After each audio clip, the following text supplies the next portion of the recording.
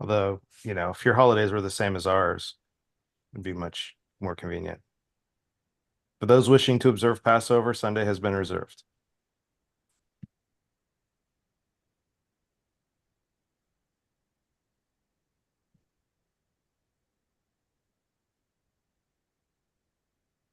How you doing, Dave? Pretty good.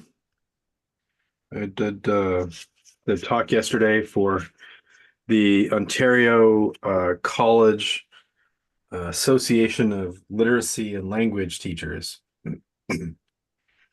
Apparently, Gen AI has been mucking up their business. Mm. Did you straighten Did them you out? straighten them out? Um, it's touchy. Like these people actually care. I mean, again, anybody who comes out to the conference actually cares, right? So you're getting all the best ones, and they're I mean, the Canadian context is a weird one. I don't know. I can't speak for others in terms of the sort of nitty-gritty that we're having here, but we've moved from like in some cases in the community colleges, we've moved from a 5% international base to like 45% international students. Um, and those students are coming out of a variety of cultures that have very different perspectives on what it means to be in a classroom. Um, How and would you nobody, characterize those differences? it depends on the culture, Let's say right? Like, China. I think from a lot of the East Asian countries, there's a sort of pragmatic step by step. Like I was trying to explain to somebody, like when I used to teach in Korea, there is a line of pencil markings along the wall where people have been keeping their answers. Um, and I mean, it was cheating, but cheating is just you get caught and then you kind of get in trouble, but then everybody kind of moves on with their life. Like it's the experiences of the schools I was at in Korea, at least, like it just And wasn't a do you big know what deal. cheating is Did referred you to as here? Cunning. cunning? Yeah, that's right. Mm. And so it's not like you get caught and you're like, oh, sorry, and then it's done. Like the real crime is getting caught. It's not doing it. Um, and I don't mean that dismissively or disparagingly. It's just it's different. But here, so many educators think that that's obviously wrong, and those kids should know already. But nobody explains it to them. And so with Gen AI, they cheat, and then they get into trouble, but then they like get kicked out of school. Well, and the And challenge with Gen AI is where's that line? wow, this is it. Well, I hmm feel like we This should is be all stealing our good own for. thunder. Yeah. Uh, This sounds like on topic for tonight. hello, Jennifer. I need Hello. more coffee. Don't talk about anything good while I'm away. Oh, that's right. It's morning where he is. Coffee does not. Although I could probably use some right now. So, how is everybody? Good. Much better this afternoon. Yeah, I know. It won't matter though, will it? No, it won't matter. It will not. Yeah. But can't vote for himself. That's true. Although I heard there was some loophole, like New York allows felons to vote, and because Florida has, it's not like reciprocity, but it's a word like that, where wherever you're convicted, what the laws apply there, what will apply in Florida. So there might be a loophole. He can vote for himself.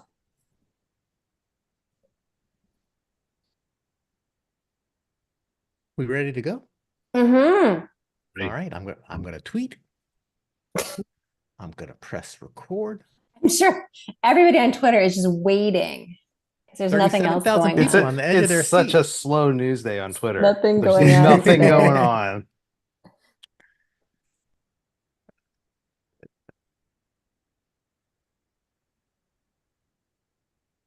Hello and welcome to EdTech Talks, continuing discussion of Dave Cormier's Learning in a Time of Abundance. This week, Chapter 3, how abundance is a problem for learning. Dave covers everything from melting temperature of lead to bookbinding sources of truth, Danish castles, poorly cooked Brussels sprouts, and bulletproof pancakes. I am Jeff Lebo in Busan, Korea. My name is Jennifer Madrill, and I'm in Chicago, Illinois. This is John Schinker in Stowe, Ohio. And I'm Dave Cormier in Windsor, Ontario. And we want to apologize to all the viewers and listeners who tuned in at the regular time last week and this week. We've had some schedule shifting, but we are glad to be back after a very mini hiatus to continue discussing. They're a very this patient book. bunch, Jeff. No. We really they're appreciate super their accommodating, and we really understanding, yeah. appreciate that. Just We add haven't it. received any complaints. No No. complaints. So Not one. understanding. All right, Jen, take us away. I was going to say, well, that this poses a problem for us because our notes were prepared, what, a week ago or so? So it's like, what are we talking about? What's going on? So with that, I'll probably just turn it right over to Dave to help us introduce the topic. But we did talk a little bit about this in general terms a week or so ago, 10 days ago or so, or whatever it was. And this idea of abundance of information. And so really what this chapter from my take is talking about the real world implications of this information abundance. And so if you wouldn't mind kicking us off, Dave, talking to us about how an abundance of information results in kind of a lack of appreciation for nuance and increase in uncertainty. Sure, I'll take the uncertainty first. I think one of the things that information abundance has done for us is, I would suspect, shown us the uncertainty in the things that we already thought we knew.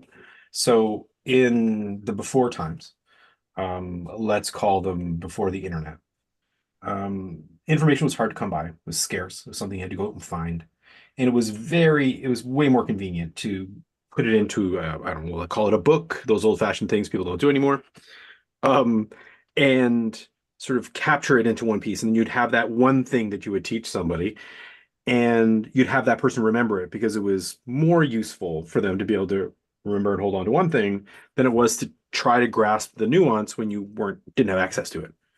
Whereas now, any given thing that comes up, I can get 37 opinions right away, right? I get all the different pieces, and I'm not trained to handle that. I'm trained to find the right answer to my question and then go on about making decisions with the right answer. So all of that information leads to us understanding how uncertain a lot of the decisions people make actually are. So if you take a simple example, like what is the best food to eat? You can inherit, actually, I'll give you an example from today. Don't iron taffeta is the wisdom that Bonnie inherited from her mother. So we were coming downstairs, we had this material of unknown origin that we have to get ready for the prom tomorrow. And so don't iron taffeta is the inherited wisdom we have. And then Ren and I are both on our phones doing random searches to try to both identify the material and then also decide what we can do about it. And so we have like 17 different ideas about how we can actually address this piece of material. So in one case, you've got here's the rule and you just follow it because you don't really understand the rule. All you can do is kind of go with it.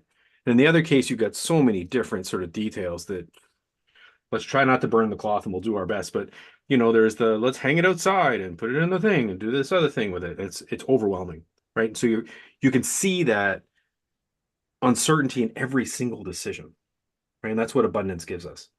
Yet you made a decision. What is the status of the taffeta? Well, it's not taffeta, I don't think.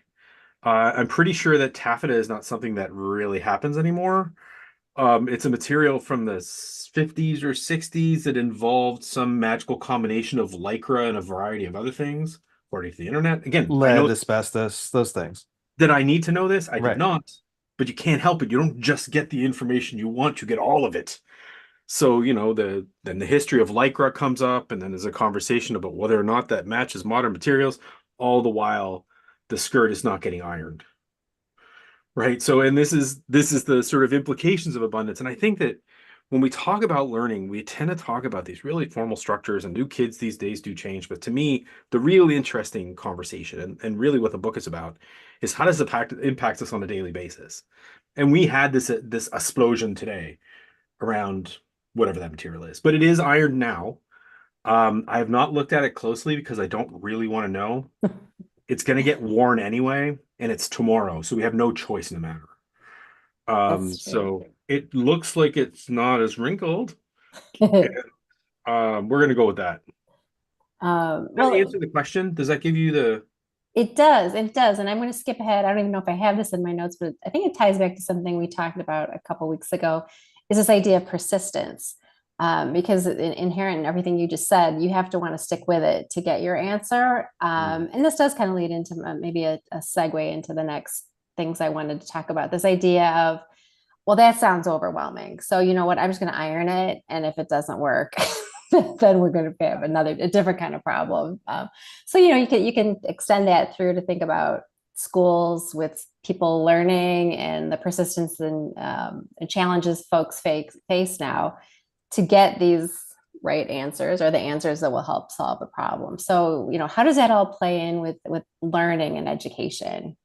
So I would argue the shortcuts, again, I'm using random dates. Well, I'll keep using random ones. 40 years ago, the shortcuts were made before they got to me. So somebody went, taffeta, and said, don't iron it, without all the nuances that some professional at the time would have understood. Those things happened before they came to me, whereas now I have access to all of that nuance. I may not understand it. I probably will not understand it.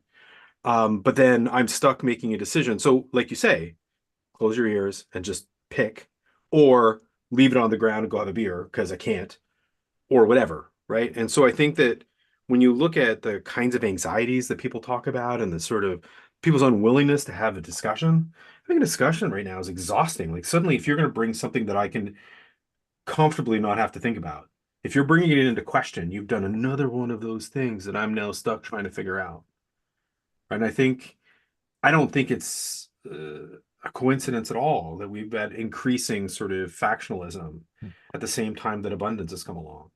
Mhm. Like it's so much easier to not have to think about it. Do When you I think have all we're these, also, I'm sorry, go ahead. no, please.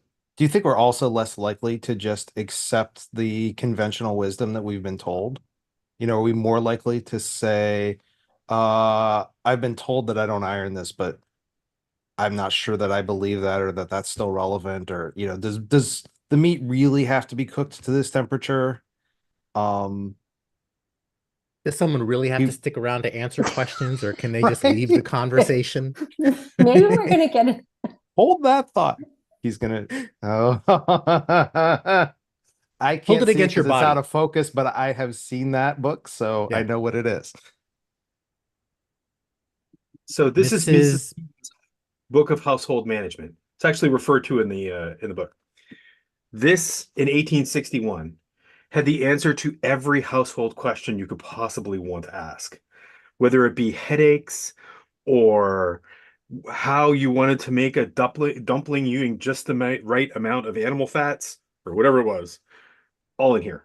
It's a gigantic book, and it has pictures and advice and how to be a good wife and everything. It's all in here. So yeah, I think you had that and you checked it, and then after that, we can do. Whereas now, I think at any time anybody says a thing, one of the positions that people take up is, yeah, whatever.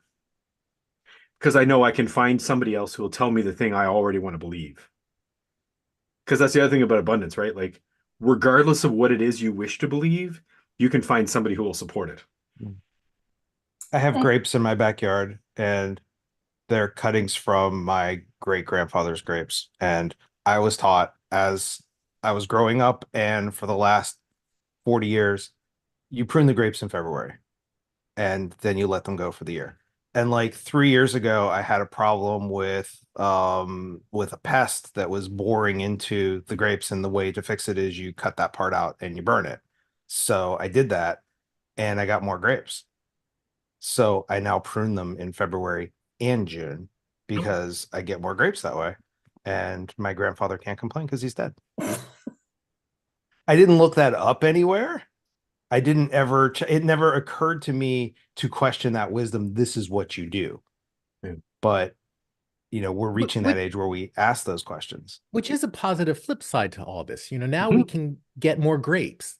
And whether someone's Right. like, making uninformed opinions or overinformed or selectively informed. There is more out there, which has Yeah, the potential for good. It just seems like a modern literacy or skill is the filtering, and different people are going to come to different answers, but Totally. there are positive potentials in all this, yes? mm. Absolutely. Definitely. But this is not the positive potential chapter. You're Okay. skipping ahead, Jeff. Oh, I'm concerned then. I'm concerned about all this. It so goes against your nature too to spend a whole chapter on concerning things. It's painful. Yeah, I think, and I mean, it's funny you say that too, because I mean, we've talked about this before, but I moved the chapters around like 17 times.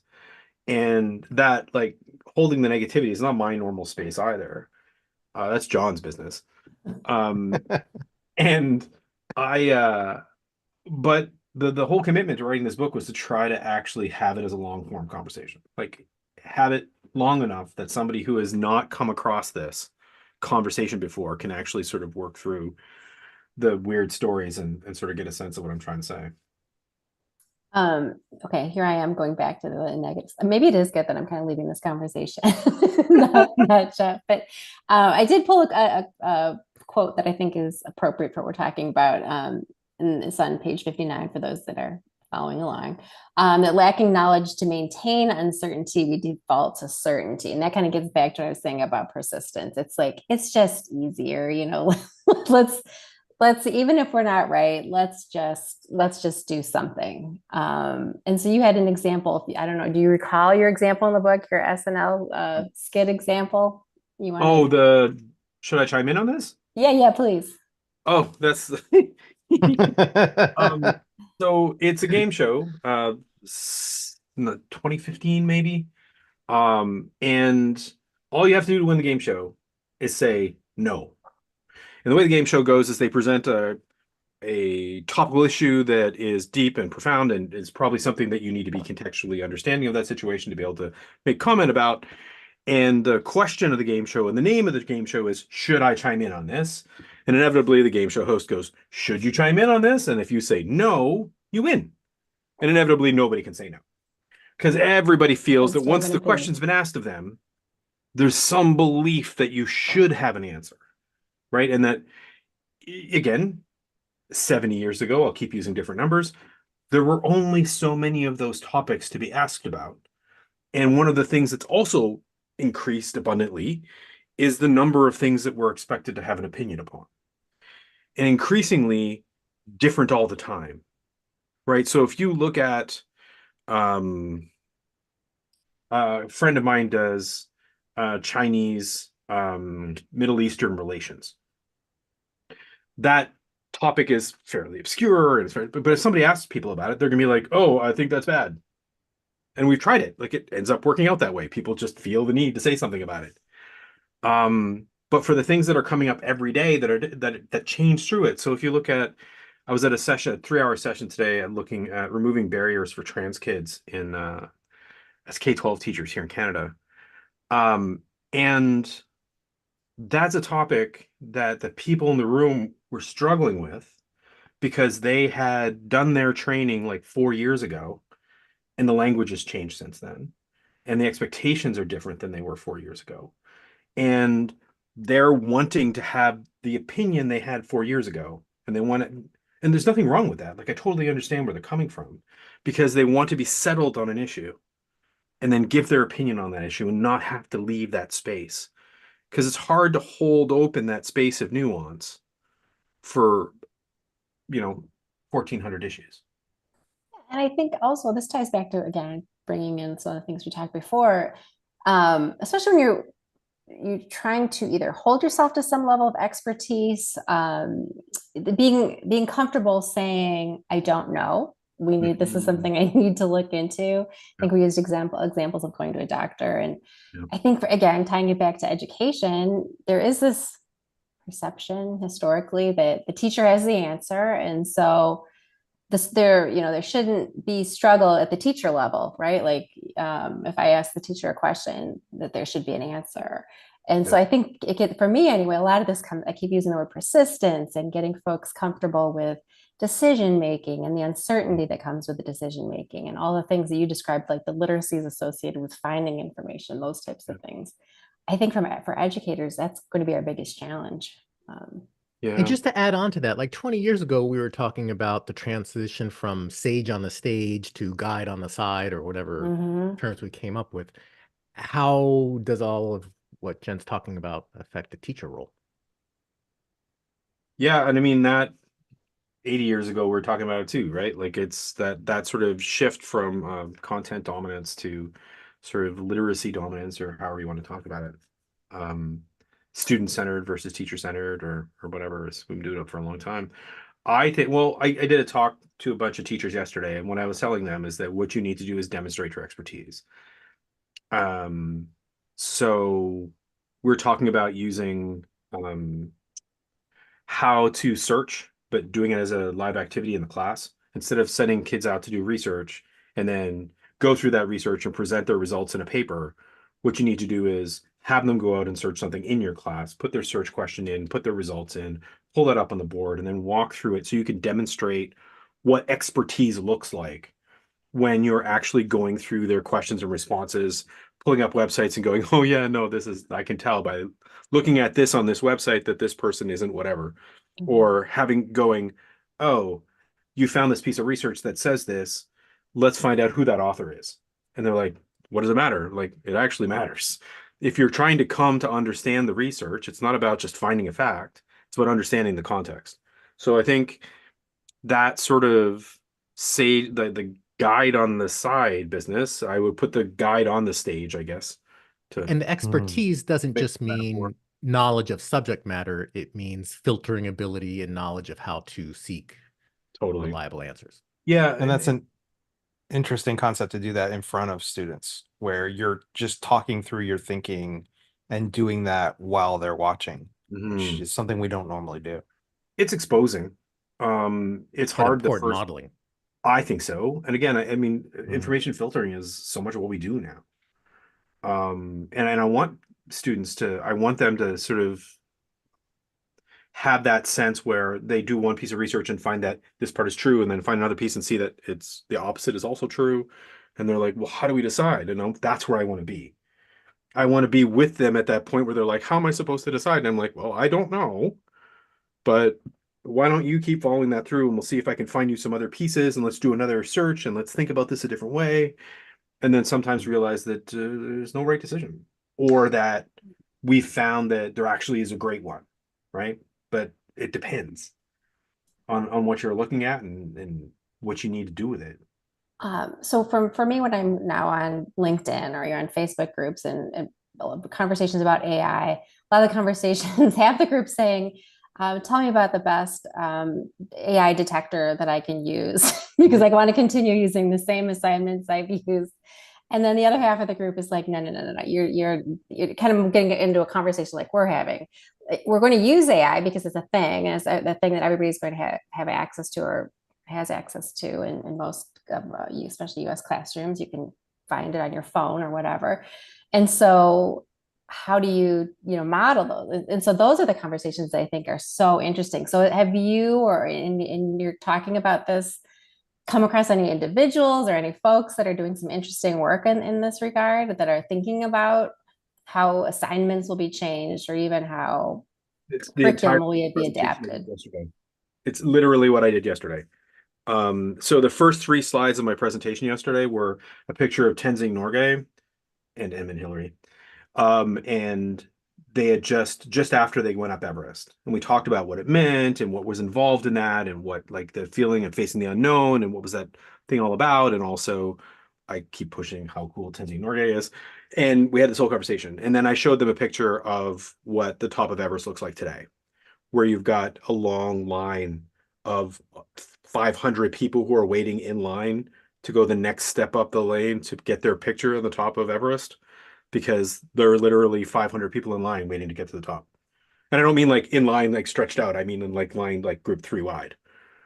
And just because you're doing the same thing doesn't mean you're doing the same thing, was the sort of, and I think that's the message that I know lots of people have that they're passing around right now. I did a really great activity at Plymouth Robin DeRosa and Martha Burtis were doing an activity a month ago where they had a group of teachers going out and doing research on a given topic. I think they were doing space junk or something, and had them doing it in 5 different search spaces and testing out different ways of doing it, testing out different kinds of responses, and working with academics and trying to get a sense of how these tools are responding, what kind of biases are involved, and how you can draw from that. So there's a lot of people doing that right now. Um, it's really, I mean, higher ed in North America is mostly taught by sessionals, right? It's mostly taught by people who adjuncts, people who don't have secure positions. And a K-12 system is mostly taught by teachers who don't control their curriculum. So it's really tough to make these kinds of changes inside the system if you don't have job security or you don't have access to actually do the changes. So I think there's lots of people talking about it. But if you talk to somebody in the K-12 system and say, I want you to stop doing essays because they're a waste of time anyway, they're going to say they're going to have to write essays when they get to university, and I got to teach them how to do it now. And they're not wrong. Hey, John, So you're a person in the K-12 system. everybody's kind of trapped. Are you feeling trapped? Our teachers definitely are, right? The joy that we before we recorded, we were talking about it's the last day of school in my schools, and real tears among students, not just at the primary level, not just at kindergarten and first grade, but like fourth grade, fifth grade, teachers and students crying because it's the last day of school and they're losing those relationships. And that's something that doesn't necessarily persist. I think as the students get older and get into, especially into high school, the focus shifts from taking care of people and focusing on students first and content second to disseminating content in ways that students are expected to encounter in higher education. So preparing them for college, regardless of whether they're actually going to college.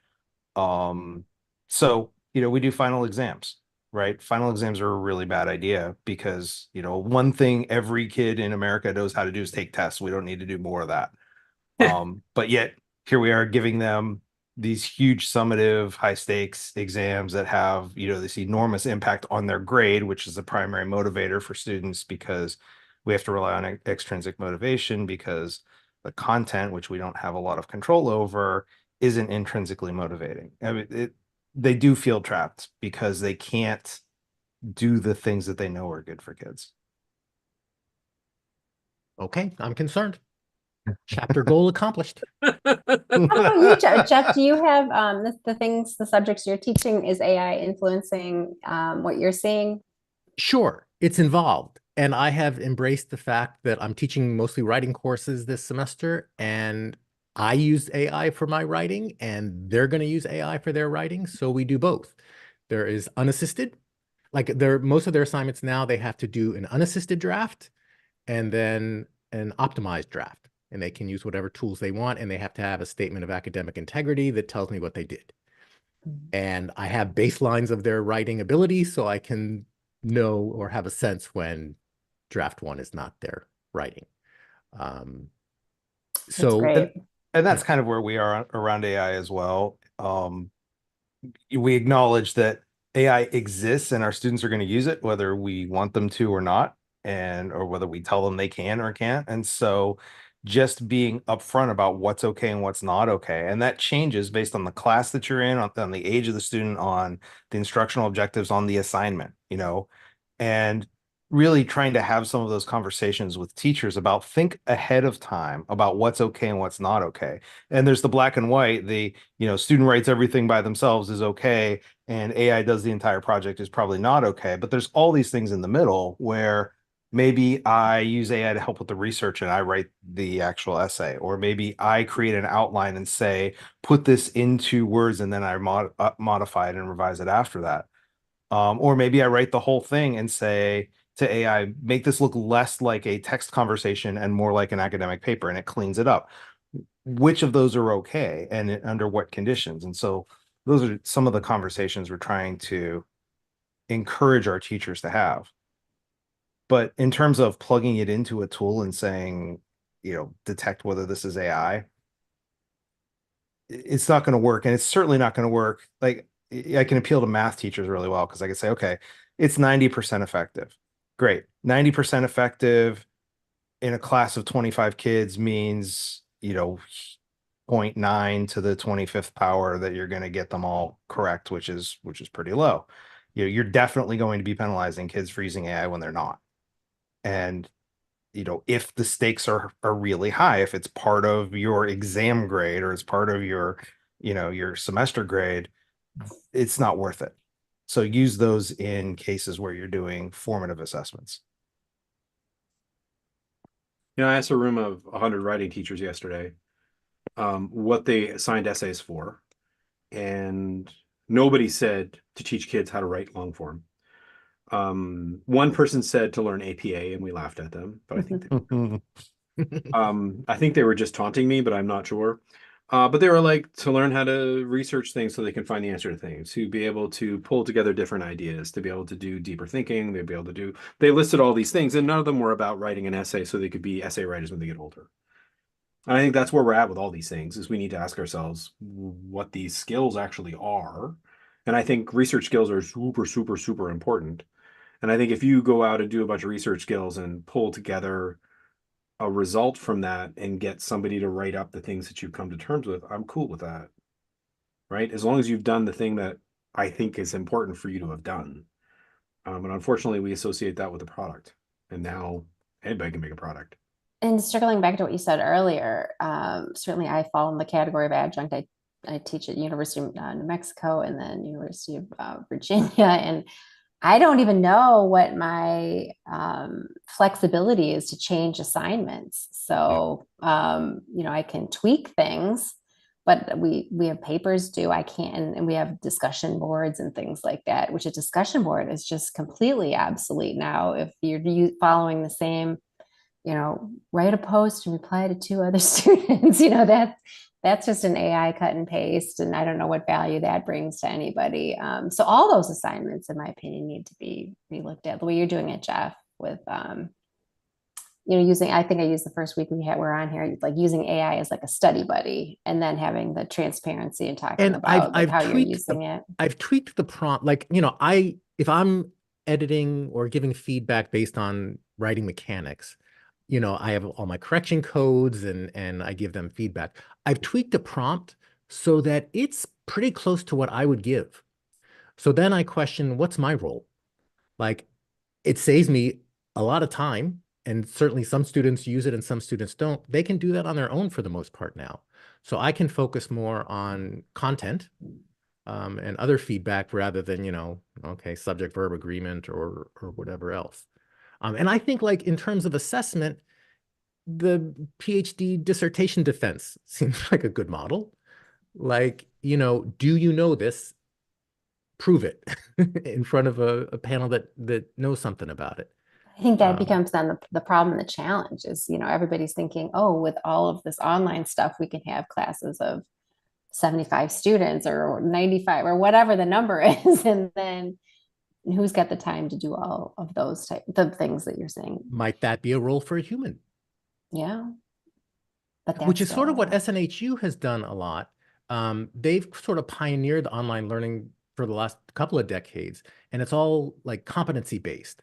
So basically the materials are there, and at the end of the semester, you just have to prove that you can do what you need to do. If it's an accounting course, prove that you can do this. If it's a philosophy course, prove that you have mastered whatever. Yeah.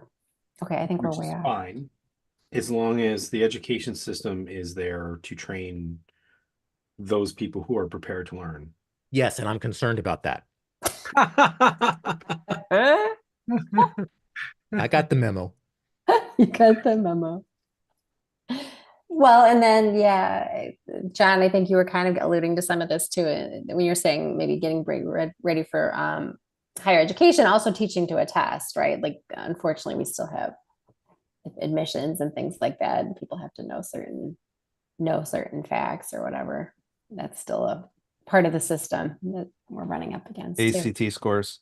Mm-hmm. Got to get, got to be in the 30s, right? Because you got to get the scholarship money and get into those good schools. And are all those standardized tests still multiple choice for the most part? Yeah. And some of the Ivy Leagues are going back to them. Yeah. More concerns. Yeah, I appreciate the concern on your face, Jeff. Jeff, do you want to take a pause and like let's talk about some more positive things? We can if you want. We can just take a quick pause. No, that's okay. Let's talk about something negative. Dave was talking about how, the bookbinding sources of truth and how when you put it in a book, it has a certain authority, but that as soon as you publish it, it's wrong. It gets out of date. What's wrong with learning in a time of abundance so far? It's been months since it's been published. The writing was finished a year and a half ago. I have a list. Uh, I think there are some, actually, it's funny you say that. This article I'm actually leaning on right now. I would have put into that book. Now it's from 1958, so it's not because it's too new. It's because I just had never seen it before a couple of weeks ago. And it talks about how apparently, and I did not know this, apparently all this sort of right answer problem solving stuff comes out of people's attempts to mimic the processes of early computers. So in this article, Herbert Simon and Alan Newell, who are like the foundation of problem solving in education, were working with the Rand Corporation on the Rand Joniac computer and said, the digital computers, it says digital computers, 1958, the digital computers have this whole other way of problem solving that we've learned from them. And now we're modeling our processes by looking at that model and copying it. Go ahead, John. Say what's on your face. Okay. Well, first, it amazes me that it's not in Audrey's book, because Audrey Waters wrote a book called Teaching Machines.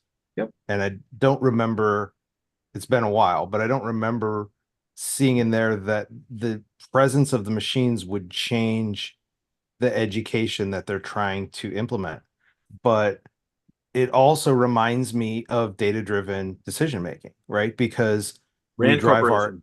instructional goals based on the data, because we want to improve schools, and to improve schools we have to improve the way schools are measured, and to improve that we have to improve the things that they measure. And so we end up valuing the things that are easy to measure instead of the things that are important. And so when you go too far toward data-driven decision making and creating your goals based on test scores and state report cards and all of those kinds of things, then you abandon all of the stuff that you say is important and is part of your mission because you can't measure them. So what existed before that, and should we go back to the 1940s model? Apprenticeships. Yes, and these guys, what they were fighting against was intuition. What they particularly hated was intuition. That sense of like, I figured it out. I've looked at the problem and this is my intuition and we're going to try it. So they were looking for a much more sort of observable, repeatable approach to problem solving. So is intuition the same thing as innovation and problem solving and creativity? I don't know. Don't know. You're the expert. Nope. Oh, he wrote a whole book that says he's allowed to say he doesn't He's know. allowed to say it. He's I given don't us think all it is. Part of that permission. uncertainty thing. I think intuition is an excuse to believe whatever I want to believe. I think it can be. I think it can also be an expression of expertise. So I think that if I look at a problem in something I've been working on for 20 years, like I finally almost starting to get there with building things, where I'll look at it and go, I think I know what's wrong with that. And I'll go and look at it and be like, yeah, that's what it was. I've seen it enough, right? I've seen enough variables and enough different circumstances that I get kind of an intuition about what to do about it, and I can go and do something about it. And once you do it and it works, then you've proved that your intuition is worthwhile. If there was only one answer, and that's the thing. Like, I look at the answer that I did. So like I fixed the thing that I built out back. I built a little squirrel resistant vegetable garden in the backyard. And when I found one of the problems, I did something. It's not the right fix. It's not a fix to a problem. Pardon me, it's not the solution to a problem, it's a fix to a problem. So I no longer have that problem anymore. There are probably much better ways of doing it. the one that I chose is not necessarily the right one, but my intuition was that this would allow me to get away from the problem I was having. Whereas what these guys are talking about is that if you give enough details into a computer, if you give it enough information, it will always get the right answer. But sometimes you'd rather have Scotty or Geordie LaForge fixing things than the Starfleet manual. All right. Can I switch gears on us? Please do. Okay. Well, this is kind of my last segment, chunk of, and I'm not even sure how it really ties into what we're saying because I don't remember how Jeff or Dave did the segue, but this whole idea that impact on communities and people, and you had some really good examples of. I think you had the example if you were mad at, I think it was a ball player or whatever, you'd like shake your fist at the TV. Well, now like you know, And we then can also, like, we if you didn't like dinner, swarm and yeah, if you didn't enjoy the dinner you just had, you could stop and grab some food on the way home or whatever else. But now it gets, and again, actually, that is one of the things that's changed a little bit, Jeff, is that there's not as much posting, live posting as there was even a few years ago. In the last, really since COVID, I think we've got a lot less live posting going on. It's much more stylized. The postings that you do see, like there's a lot more run up to something getting posted. There's more of the, so as Instagram became Snapchat, if you know what I mean, like the kids used to post on Insta in a way that the posts persisted, and now they use the one where it goes away, right? So that we've had this movement to the Snapchatification of social media, which is not actually reflected in the book. yeah, and I do think that runs up against what we were just saying. If we're saying problems now, you know, we've got more information, we need to spend more time chewing on it. We need to say what we don't know. We have to have persistence. Things need to take longer. Yeah, we're running up against a culture where, you know, you don't want to put yourself out there for fear, especially, and we've talked about this historically, we've said, you know, I blogged all through college. Sean, yes, you said, was it on an interview? You said like a board member was like, I hear you blog. Like, what's that all about? So yeah, I think that it's kind of fun. We all got together really because we thought of the cool potential of being able to create communities around things to talk about and try things and look dumb and whatever. But yeah, I think I think that's an interesting. So why did you put that in this book, in this part of the book? Like, because this is to me kind of hangs out there a little bit, unless it's like you said, you were just trying to chunk the negative implications all in a chapter. But it seemed to pivot to me a bit, talking more about the personal It's a good question. aspects I would of have it. to go over that. I'd have to read back over this section to try to figure out why it was exactly there. I hadn't thought about it that way.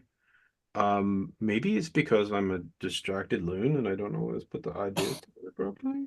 But John I mean, let you it's a good keep it book. there, so Yeah, John did allow Yeah. me to keep it there. Yeah, So John, why really, did you let him keep it there? Yeah, Okay, no. yeah. I think there's something really important about understanding how much more abundance allows what we're done to be seen. And one of the other examples I think I used was about in residence. Did I use the residence example too? Because I've used that elsewhere. Where I used to teach kids that every time you post that you've gone out with your 3 friends on your floor, you've posted to the rest of the friends on your floor that you didn't go out with them. And that didn't used to be the case, right? You may have taken a picture when you went out together, but that picture was 4 weeks from coming back from the photo booth. For those of you who don't know, we used to have to take film from cameras and get the pictures back. So there was no like direct response. The closest you could get from a direct response of what actually happened was Jeff's website in Busan, where he would take party pictures of parties that happened, and then you'd be in trouble for having it. and get emails from people's parents saying, "I'm so happy to see Johnny. I haven't seen him in so long. Why is he always drinking?" Did you really? Yeah. Oh, that's hilarious. And that's Jeff using abundance, because he But used. but the important part of that is the exclusionary thing because everybody knows that they weren't invited, and that's new now. And I can understand how I might not have woven that in right, but to me, it's one of those things that is a part of abundance that we don't always notice. So same as, you're shouting at the guy on TV, except now you're tweeting at him and now you're messaging at him. And that rage that you had is now increasing other people's rage and gives them something to jump off from. John Stewart did a piece last week talking about how, it's all about clicks. and that rage culture and the sort of I'm furious at you culture and all the rest of that business is just about monetary clicks. And unfortunately, we're all learning from it that that's how we're supposed to engage with each other. Mhm. Whereas, if you look at a newspaper from 40 years ago, it had its shortcomings, but there was none of that. Like, you had it on the cover, maybe like the lead. People weren't making a decision on whether to buy the newspaper based on every single article on every single page. It Yeah, wasn't, it was, you're buying the newspaper or not, and that's determined on the top 2 inches on the front page. that's And you right. And then had one after or that, two it's just tell newspapers the to choose story. from. Yeah, Yeah, right. Well, I, plus you, I you put yourself out there as the target. So if you're setting yourself out there as an expert, and then someone decides they don't like your ideas, they don't like you, then they just take you down. So like, why would you put yourself out? Why bother? Why? And I think you had a couple examples of something kind of close to that, but I don't exactly remember if it was this chapter. But it kind of gets to the point too, like expertise and who are our experts and who's going to want that? Who's going to want that baggage of like I said, putting yourself out there just to be taken down. and to make the education pivot again, what does it mean for us to train people to find expertise in fields they're not experts in? So, and that to me is the question that I never figure out how to frame it properly when I get a chance to ask it. But we have, if there are 37 million people in Canada, 36.5 million of them are not scientists. But the vast majority of them have had to make at least one science decision in their lives. And if you're going to make a science decision, how would you do it? Right? How do you go about choosing a scientific expert to believe? How do you go about trying to weave through it? Because you should not be reading the articles because you're not going to understand them. Right? So, how do you choose? But we don't teach that. We teach you the preparation for being a scientist so that later on you'll know enough to be able to judge between them, but we never get there. All right, I have a And few now, thoughts to share, and I'm worried I'm going to forget them. Say them quick. Okay, first one is that 1990s abundance was 320 by 240 pixels, and it was dazzling at the time. Um, as far as the ephemeral nature of social media these days, yeah, they post stories more than post, but I can go to Instagram now and find a million live streams, and there are all these connections and communities. And this chapter, I think, is the first time I saw community is the curriculum uh, explicitly stated. And you make the point that community has always been the curriculum. It mhm. used to be, your small town and the people that you trusted. Isn't that still how we make decisions? The community is much bigger. We have not micro, but sub communities and overlapping communities. But just like in the old days, we trusted Mildred's cookie recipe more than Martha's, don't we still have our online Mildreds that we trust more than our Marthas? Apologies to Have all the Marthas out online there. Mildreds and Marthas to make decisions about carpentry things because I do enough of it. I have online Mildreds and Marthas for education, for technology, for cooking in some places. So I gave the Mhm. what's his faces, the guys at the Genji. yeah, Kenji, from different cooking websites and stuff. So I have it for that. I don't have it for the example I used last time about using a heat pump Do and its you environmental do you impact. trust Mildred's cooking or carpentry website more than Martha's because Mildred is a better chef or a better carpenter or because she has better SEO? Her cookies taste better, is I what think I it's Or would she like. can game the algorithm so her things pop up at I the think it's top of the because I've list. had some success making her cookies, Okay. right? So I think it's because I do enough of that to have been able to evaluate the thing that you're giving me to get a sense that there's something reliable about it. Right. And again, I have those for a very small nature of things. So again, right now I'm trying to decide whether or not we put solar panels on the house. And Mhm. if we put solar panels on the house, I probably need to add a 200 amp breaker in the house. And then we'll be looking towards getting an electric car. And I'm trying to find out right now whether or not it actually makes sense to think about charging an electric car with the solar panels on your house. Does that actually happen? or am I just sort of thinking about a thing I don't understand? And I can't seem to mix my words in such a way to find a group of people who I reliably believe to make those kinds of huge financial decisions, but also fitting in with the environmental ethic that I'm trying to develop as a person. Have you Right. asked AI?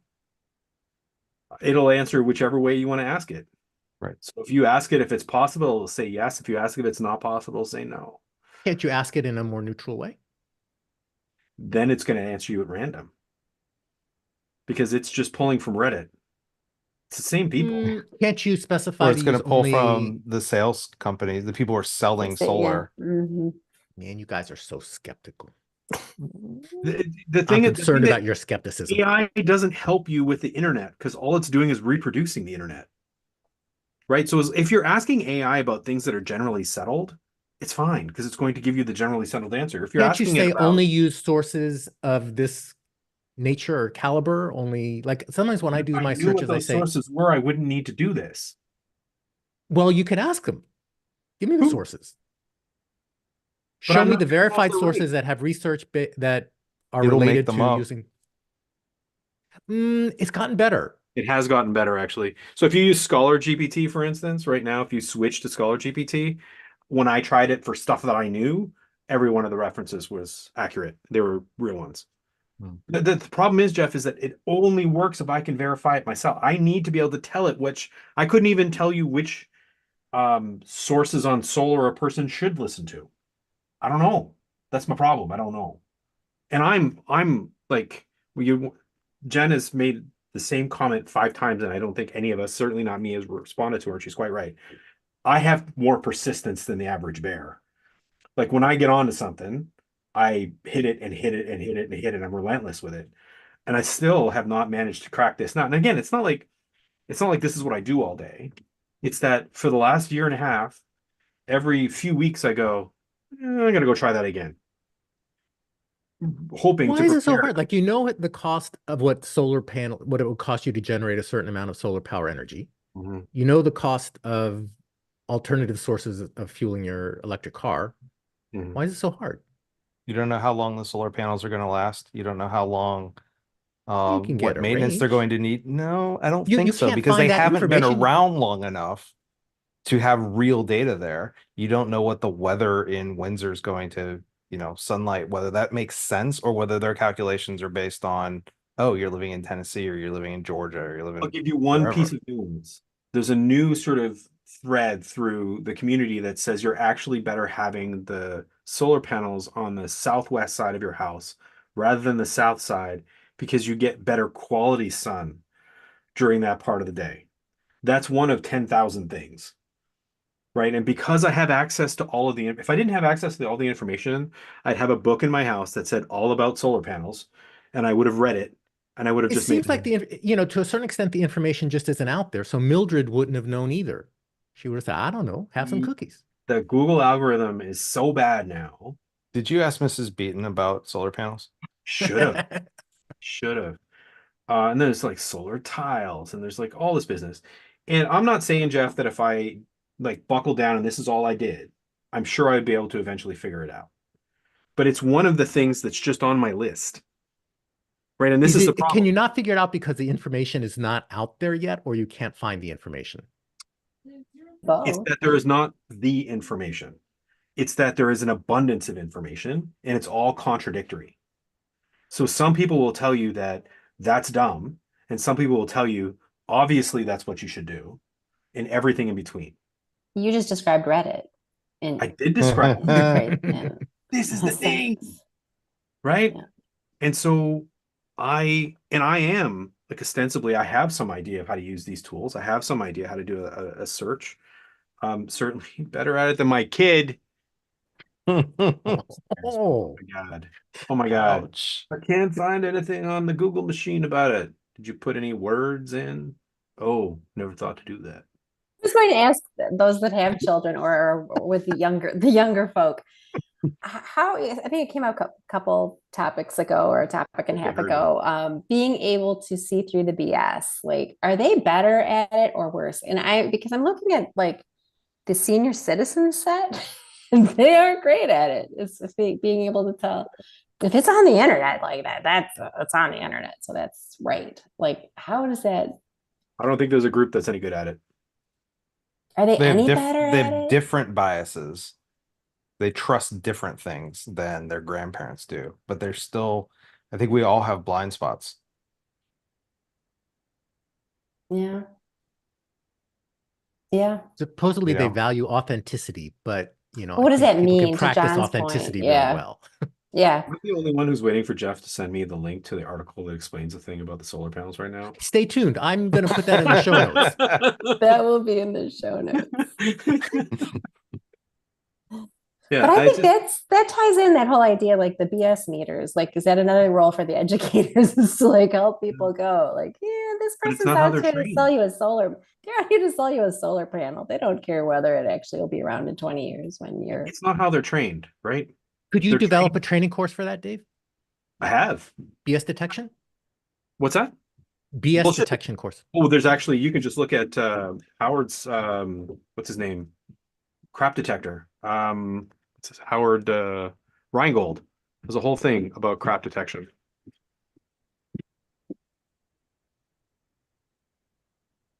Da-da-da-da. Yeah, it's really good actually. There's some really good stuff there. CRAP. How you spell crap? So Well, I it seems didn't. to me, so I know we're concerned. There's a lot of concerns. Yes, And there's a lot of concern. but I feel like Furrowed brows. I have to admit, I'm a little bit encouraged because I feel like there's a role for humans in crap Oh yeah. detection, in, filtering, Yep. in expertise analysis. Should. All around the word should is where I think the human part comes in. And that's what was I telling you guys about the poor people, the students who were asking me about how they're ever going to fit in the job market now that Gen AI is there? Did I tell you guys that story? Hmm. no. So I was doing a talk for the social psych graduate students on my campus.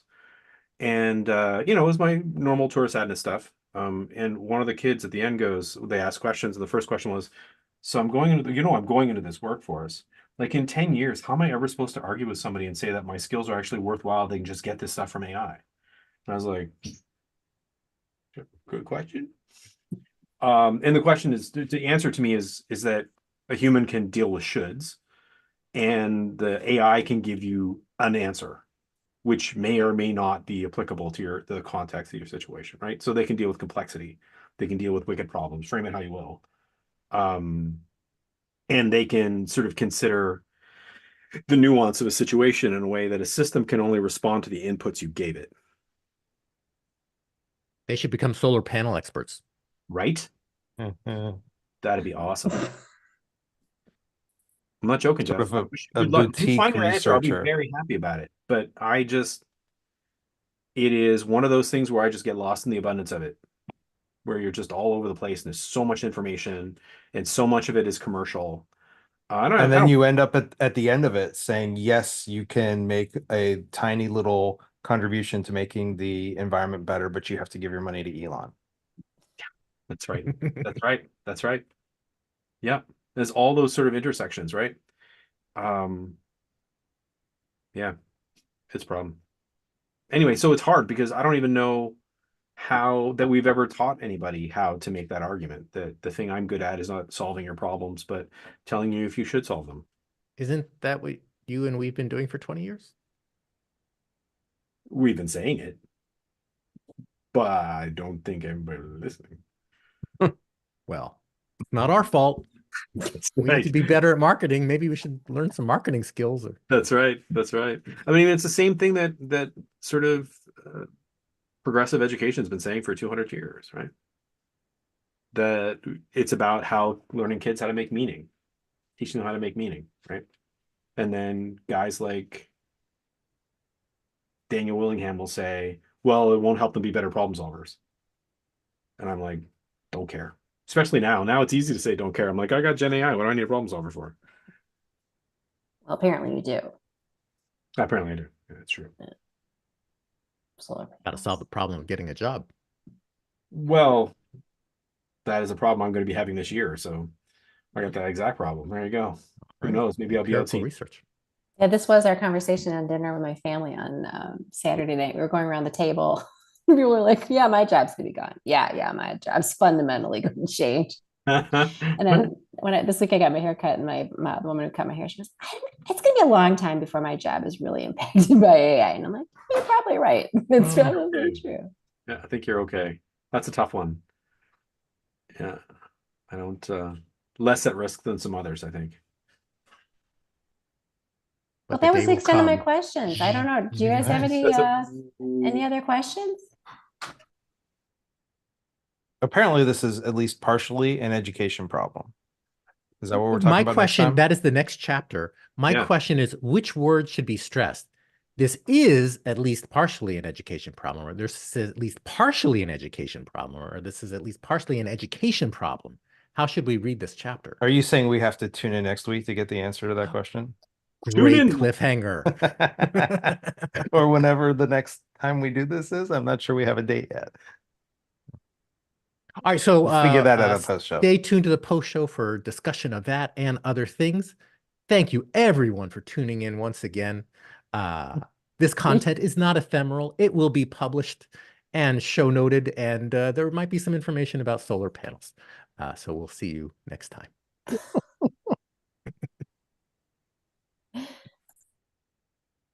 Jen, did you say you teach at UNM?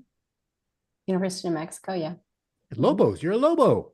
Yeah, I mean, Yeah. one class. I mean, one. I got my Jen, master's degree there Did you gets really? around. and my teaching certificate. Like actually there? Like actually Yeah. on campus? Have you been Wow. there? I have not in a teaching capacity. No, I've been in You Mexico. gotta go but there not- and eat at the frontier and have some good No. huevos rancheros. No, I'm one Have you of been to those. Old Dominion yet? I was for graduation. I walked through ceremony, and I was there for like an interview. I think when I started, and I didn't even have to go for the interview. I just wanted to see what these people are all about. And I've never been to Virginia, so they'll mention all kinds of things in Virginia that I've never. Never heard of. So I had an exciting geek week. I have moved Career Bridge from a VPS to a shared host. Wow. You know how when older people they kind of get to the point where you need to question whether they should have a driver's license. I'm at the point where I question whether I should have a server maintenance license because it's like I'm tired of trying to keep it up and worry about security concerns. And now I'm in a nice, lovely shared hosting that's more. I moved to power share than- hosting about 5 years ago. Yeah. I just couldn't anymore. I was like, what version of PHP am I at? Right? I friggin' know. Oh, I have this is to go in and insecure, but I up- can't upgrade it. I have to update the amount of something in the settings somewhere. I mean, I still miss being able to do redirects, like straight in the Apache file, but I'm I sure do could love probably AI. I love putting in Drupal errors and saying, this is the error, what's the problem? Oh, And yeah, it's like, that would be oh, nice. okay. I kind of makes sense. I still am not sure I can fix it, but I understand I the issue understand what's more. happening. Yeah. Yeah. Then you do the thing it tells you to do and it doesn't work. And you say, oh, and I got this error. And it says, oh, well, that makes sense. That's because what I told you was wrong. Here's what you should actually do. Yeah, AI is really, really bad with variable scope in Bash. Like it doesn't understand that variables don't persist into subroutines. And so it really makes a mess when you try to get it to do those things. Not that you do. So I've got my 17th different attempt at trying to do a community building activity, guys. I'm running an online conference in July. Oh, we were supposed to talk about that. It's an I had open that- sim, right? It is an open sim. Yeah, that's right. Awesome. Yeah, open sim. I'm not coming to your conference. That's fine. It's online. Everybody Yeah. can go. I'm in Indonesia though, Oh, that's right. That's right. with You told limited us. data. That's right. When are you leaving, yeah. John? For that trip, we're leaving on July 10th and coming back that August trip. 2nd. Well, Can you yeah, be The more other trip is to specific? England, and that is in June. June what? June 18th to 25th ish. Oh, Fun. It is fun. Tom's having his hip replacement 3 weeks from today. Oh. Ooh, He'll have a new hip right this time in 3 weeks. June 20th. Sounds Oh. very. Yep. Are Tragic. Fun. That sounds we good. going back to Mondays? Yeah, Monday works for me. Mhm. Is that I'm okay cool for with you? either. Yep. Yeah. That works for me. So the third, like in a few days. In a few days. Oh no, we'll have to read really fast and write my questions super fast. Just ask ChatGPT. That's true. Hmm. It did a nice job. It took my, you remember you did that, Jeff? We took my questions and then had it reformat it. I didn't follow the format-ish. Maybe it did. It did a nice job of turning them into prompted Are questions. you guys putting my book into ChatGPT? No, you're That's not. No. Jen's notes on your book. No, We took my notes Intellectual and put property. that into. I Can have you never imagine done anybody that. trying to want to stop I that put at this point? I put every Jen's guy's dissertation right into there, some- ChatGPT though.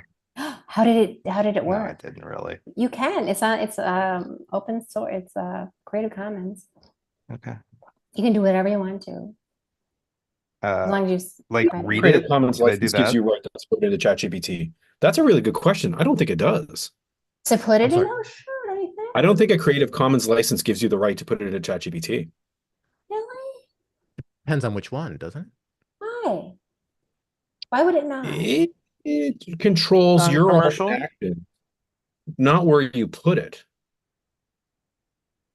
Oh, well, what are don't the know. rights and what are the rights given to it just to be able? Well, I suppose each license could be different. I'd actually have to think about that a I little bit. don't know the answer to that question. We should ask ChatGPT.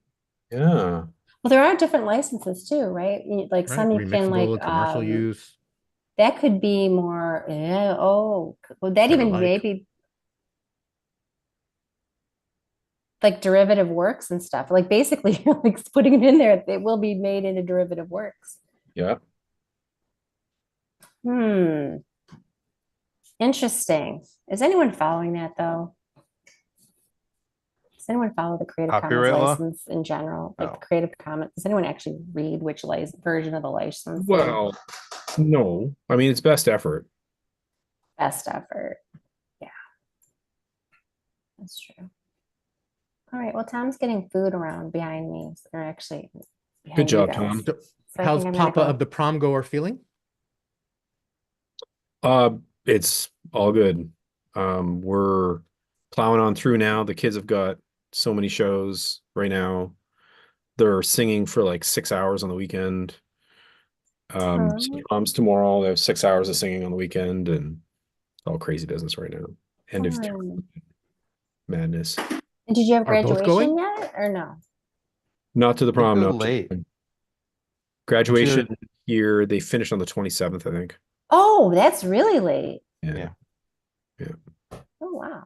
You guys are And then smarter. only up 2 there. months before we kick them out. Aw. Put them on the train. See you later. So where? Thanks, Do you know kids. where? You don't Yeah. know where? I do know where. They're going to community college up the way. That's for a theater tech program. Oh, good.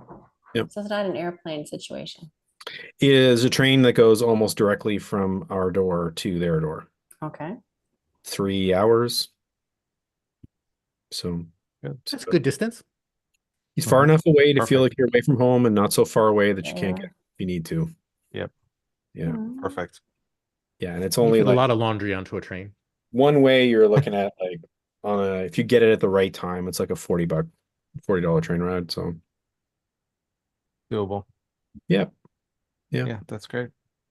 Easy drive from here too, if that comes to that. So yeah, it's not too bad. And then 2 more years and we kick the other one out. No. And then you can be like my Mhm. sister. She joined the college, got her master's degree where her son went. Yeah. You guys, oh, I think I need another degree. Oh, hi. I didn't know you were on campus today. Hi. Yeah. Where are we meeting for lunch? For those who don't spend a lot of time with them, the children in the Cormier household are the two most delightful people, Oh, and I see no reason to go to Windsor if they're both gone. That's right. I could see that. I can see that. all right. So same time, 7, was it 7 Eastern on Monday night? Eastern Monday. I'm okay with whichever works best for you guys. 7 or 7 or 8? 8 means? 7. Yeah. 7's good. Yeah. Let's do That's that. good for me. Good Okay. for you, Dave? Yeah, it's great for me because the kids are no longer in swimming. They neither drowned nor failed. Mission accomplished. Yeah, right. Nice. Yeah, no, it was That's good. good. They persisted, as They it were. persisted. Yeah. All right. All right, ta-ta for now. Well, it's a Thanks, pleasure. See you everybody. next Have a good month. weekend. Good day, Bye. Jeff. See Have you a great next evening, month. guys. Bye. See you next month. Bye. That's later.